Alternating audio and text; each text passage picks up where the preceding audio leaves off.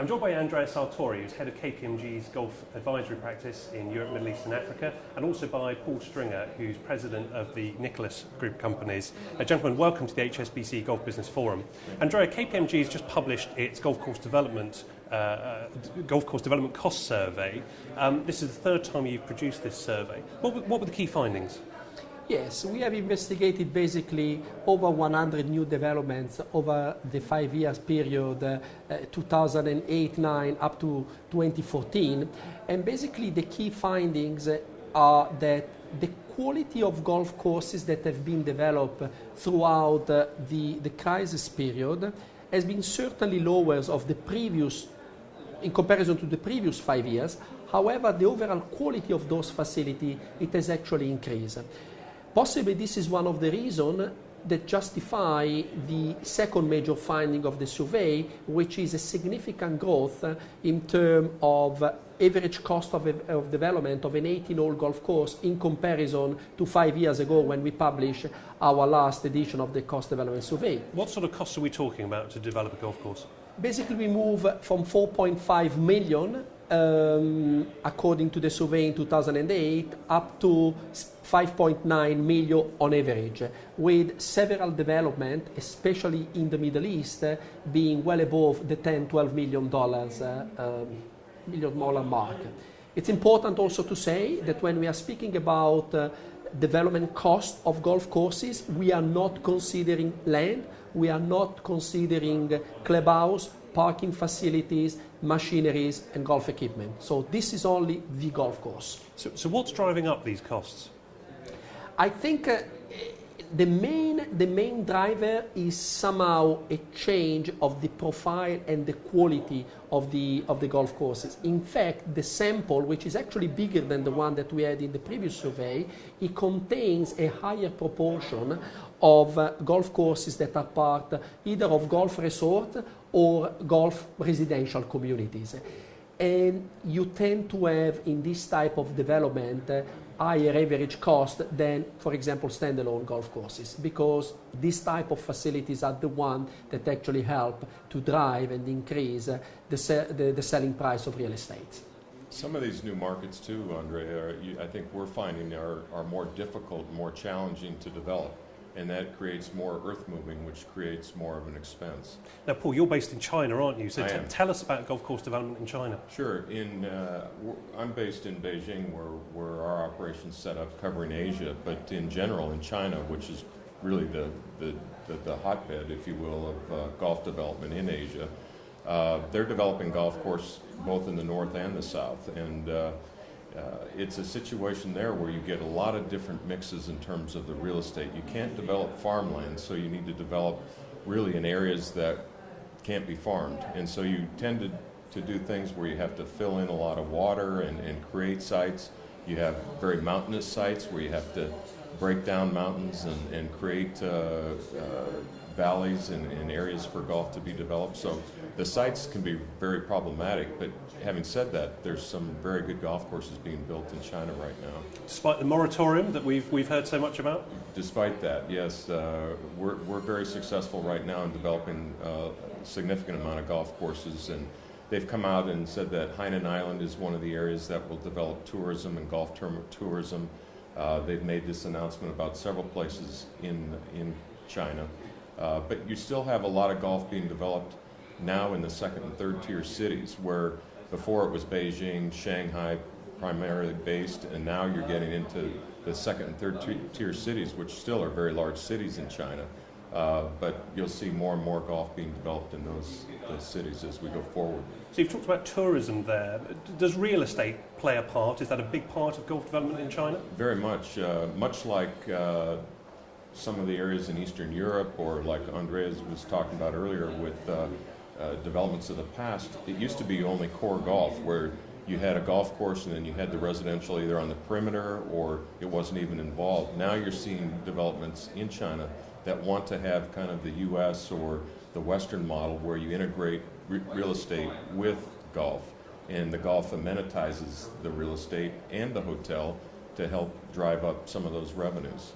Andrea, where are the other hotspots for golf course development? I mean, we actually interview 40 golf course architects during the process of conducting the survey, and I always think that golf course architects, who are generally the first to be approached during the process of development, have the strongest pulse on the market. China was mentioned as number one. Russia is mentioned as a second hotspot. India is very much also on the list. Southeast Asia, South America. Countries that were very much, or regions that were very much favored up till 5 years ago, like for example Eastern Europe, they are a little bit behind, but this is simply linked to the fact that the crisis has hit this country probably a little bit stronger, but it will come back. It's also worthwhile to say, when I was speaking about the growth actually of development cost of golf courses, the region of EMA that we have analyzed in which golf courses have grown the highest in terms of average cost of development is actually Eastern Europe, from a little bit more than 100,000 up to 300,000 euro per hole. Paul, in China, I guess before the downturn, there was, not in China, but kind of all around the world, there was kind of some indiscriminate golf course development. Are developers now thinking hard about what they're doing, looking at the numbers more carefully and making sure it's sustainable? I think they are. They're being much more research-oriented in terms of doing golf in a way that can sustain itself. Before it was more about doing it as an amenity, or you had, like Andreas said, in Eastern Europe, you had a lot of golf being driven by egos and at all costs, and now I think we're coming back to a model where people are building smaller clubhouses, something that's more sustainable. It isn't just an amenity now. Golf has to try to stay on its own, where you're selling enough memberships, or you master plan it correctly so that there's enough revenue sources to really make the project sustainable and profitable. And I think prior to the crash, I think you were seeing development being done just to be doing developments. Guys had a personal ego or personal interest in the game of golf and would develop the golf course at any cost, and then they have to manage and maintain it, and then that becomes problematic. So yeah, I think developers are becoming much more educated. They're doing their research, they're doing feasibility studies, and that's all good for all of us. Do you think developers have learned their lesson, Andrea? A little bit. I think the market, I can say in the last 6 to 12 months, it has coming back. For me, a sign is the banks are starting to look at this type of project. If you would go to a bank 18 months ago, 2 years ago, they wouldn't even open the door of the project finance department, so you wouldn't be very welcome. And I think, yes, developers have learned a little bit the lesson. If the market will really go back to have a strong presence of speculative buyers, I think that will be the time when developers will become a little bit more greedy and possibly become more less risk cautious, and then we start maybe to do some of the mistake of the past.